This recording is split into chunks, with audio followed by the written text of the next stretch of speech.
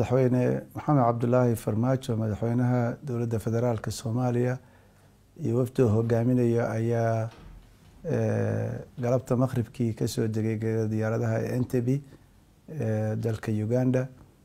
madaxweynuhu wuxuu halkan u yimid inuu ka qayb galo shir ay isugu imaanayaan madax qaar ka mid ah madaxda Afrikaanka oo ka mid yahay madaxweynaha dalka South Africa, madaxweynaha Tanzania, madaxweynaha Rwanda, madaxweyne ku-xigeenka Kenya, ra'iisul wasaaraha Ethiopia ayaa laga marti qaaday shirkan.